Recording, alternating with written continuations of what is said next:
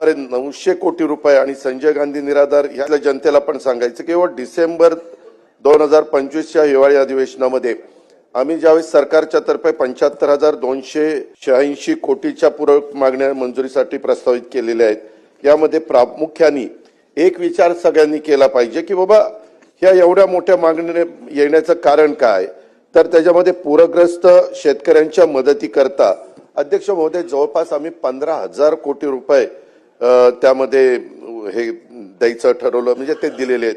मुख्यमंत्री बळीराजा वीज सवलत मध्ये जवळपास 9,000 कोटी रुपये आम्ही ॲडिशनलचे द्यायचं त्याच्यामध्ये ठरवलेलं आहे। आपल्याला सगळ्यांना माहिती आहे की 12 वर्षांनी कुंभमेळा येत असतो, सिंहस्थ कुंभमेळा, त्याला 3,000 कोटी अध्यक्ष महोदय त्याच्यामध्ये आम्हाला द्यावे लागले।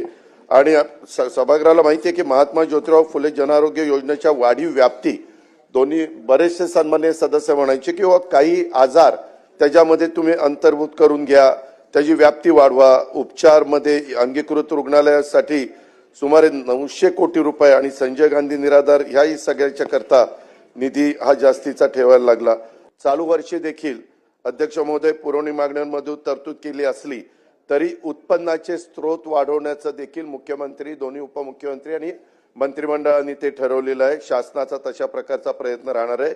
त्याच्यामध्ये विशेषतः जीएसटी, वस्तू व सेवा कर, नंतर एक्साइज, उत्पादन शुल्क आणि खाणकाम यापासून मिळणारा महसूल वाढवण्याच्या करता आवश्यक ज्या ज्या काही उपाययोजना करणं गरजेचं आहे त्या करण्याच्या करता शासन प्रयत्नशील राहणार आहे। याशिवाय अध्यक्ष महोदय संसाधनाच्या क्षमतेचा पूर्ण वापर करून त्याच्यामध्ये वित्तीय शिस्त लावून सुधारित आपल्याला अंदाजातून राजकोषीय तूट स्थूल राज्य उत्पन्नाच्या 3% मर्यादेतच आपल्याला ठेवायचा आपला प्रयत्न आहे।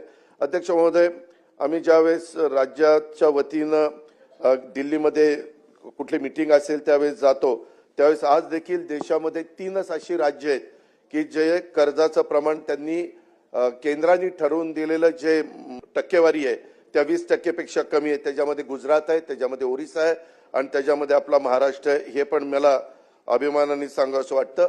आणि बोलत असताना काही जण एकीकडे म्हणतात दिलं पाहिजे, एकीकडे म्हणतात 9 लाख कोटीचं कर्ज झालंय, परत म्हणतात नाही अजून 2 लाख कोटी कर्ज काढा, काय बिघडत नाही, परंतु पैसे देऊन टाका, असं नाही। काही त्याला आर्थिक शिस्त ठेवावी लागते आणि त्या सगळ्या गोष्टीचा साकल्याने विचार करून हे महायुतीचं सरकार अध्यक्ष महोदय त्या ठिकाणी काम करतंय।